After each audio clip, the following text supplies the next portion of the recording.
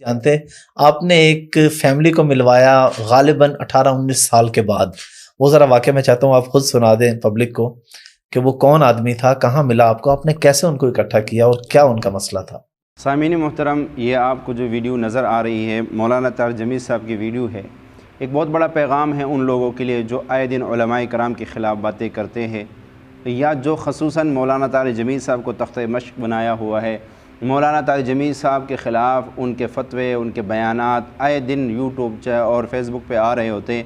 وہ ذرا مولانا طاہر جمیل صاحب کی زندگی کا یہ پہلو بھی دیکھے کہ مولانا صاحب کس طرح مخلوق خدا کے خدمت کرتے ہیں اور کس طرح ان کی دنیا بھی بنا رہے اور ان کی آخرت بھی بنا رہے۔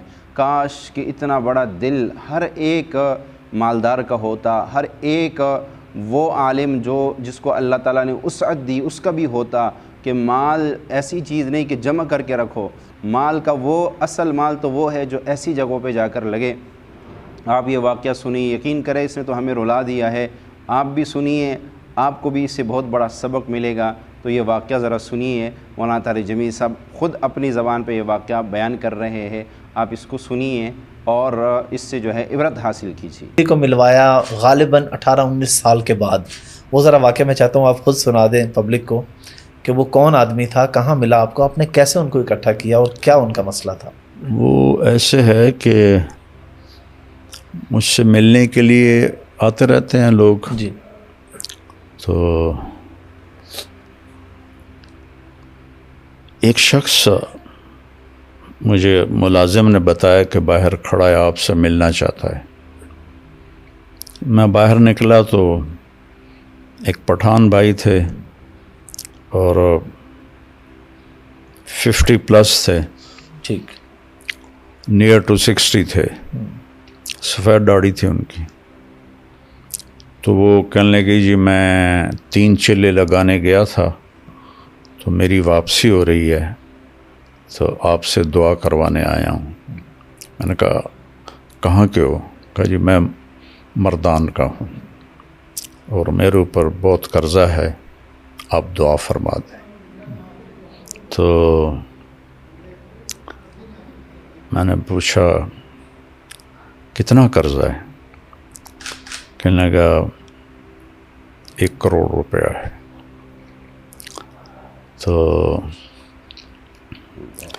اور میں چونکہ ادا میرے ساتھ میرا پارٹنر تھا، اس نے میرے ساتھ دھوکہ کیا اور وہ مال لے کے افغانی تھا، وہ دوڑ گیا واپس افغانستان، تو سارا قرضہ میرے اوپر آ گیا۔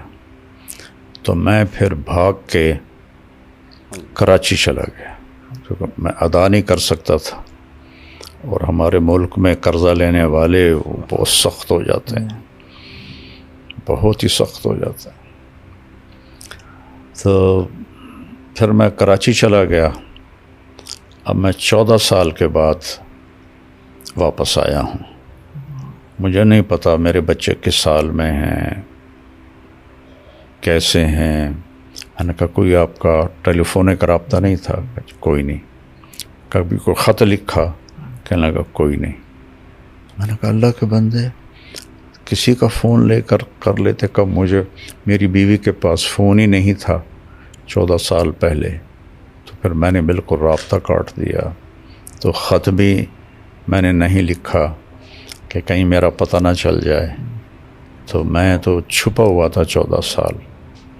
تو میں نے پوچھا پھر اب کہاں جاؤ گے؟ کہا جی ابھی میں مردان تو جا نہیں سکتا، اب دیکھتا ہوں کہ میں کہاں جاؤں گا۔ تو میں نے کہا تم یہیں ٹھہرو، میں کچھ انتظام کرتا ہوں۔ تو کون زیادہ تمہیں تنگ کر رہا ہے؟ تو اس نے کہا جی وہاں کا ایک ہمارا بڑا سردار ہے، MP بھی بنتا ہے، اس کے میں نے 25 لاکھ دینے ہیں، اور ایک دوسرا ہے وہ بھی وہاں کا بڑا با اثر ہے، اس کے کوئی 15 لاکھ دینے ہیں کہ 10 لاکھ دینے ہیں، مجھے یاد نہیں ہے۔ تو وہ اگر ادا ہو جائیں تو میں گھر جا سکتا ہوں۔ تو میں نے پھر کہیں سے، چونکہ وہ ایم پی اے تھے تو مردان میں میرے جاننے والے تھے، تو میں نے وہاں سے ان کا فون نمبر لے کر ان سے رابطہ کیا. مجھے وہ جانتے تھے نام سے. جی میں نے کہا جی اس کے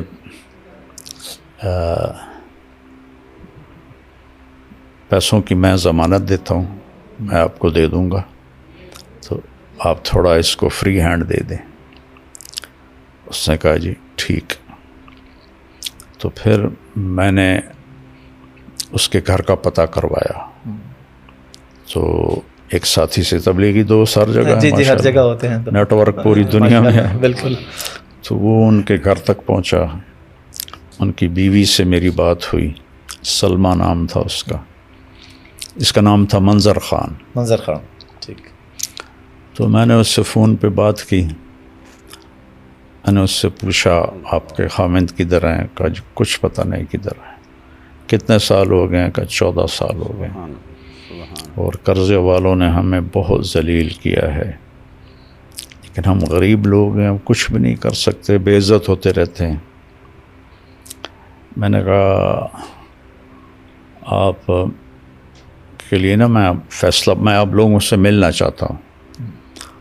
تو میں نے وہیں ایک ساتھی کے ذریعے گاڑی کا انتظام کروایا، ٹیکسی کروائی. ٹھیک ہے. میں نے کہا اس کو میرا نام بتانا، ٹھیک ہے.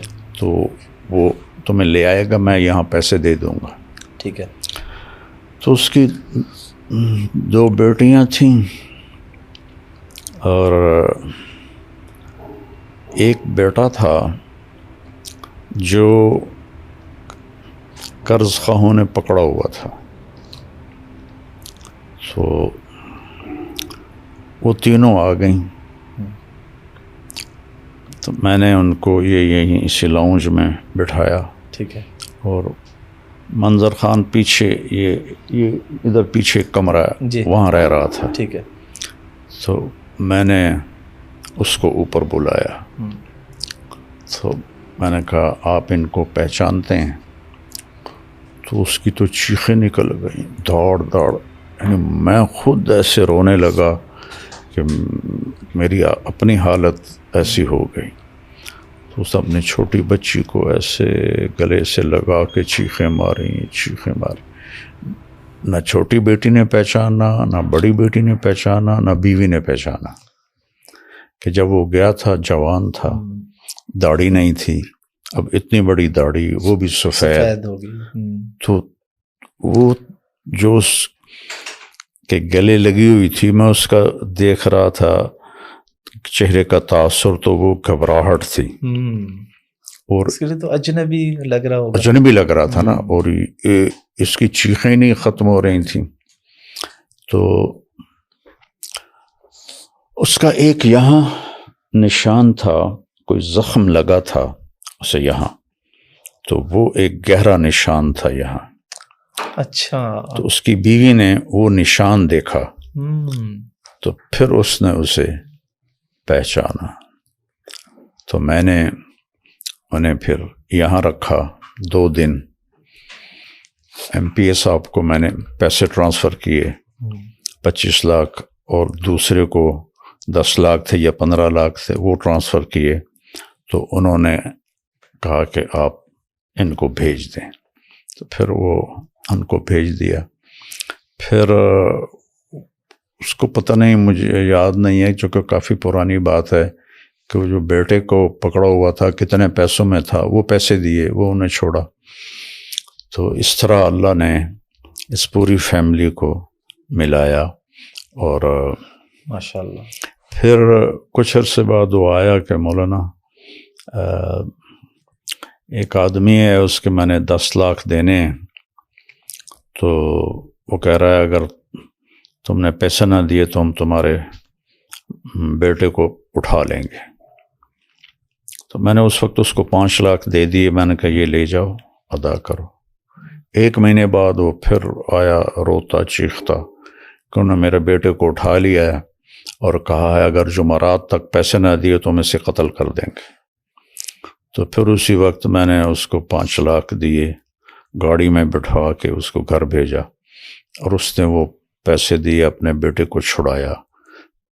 اس طرح وہ پورا خاندان دوبارہ رہنے کے قابل ہوا.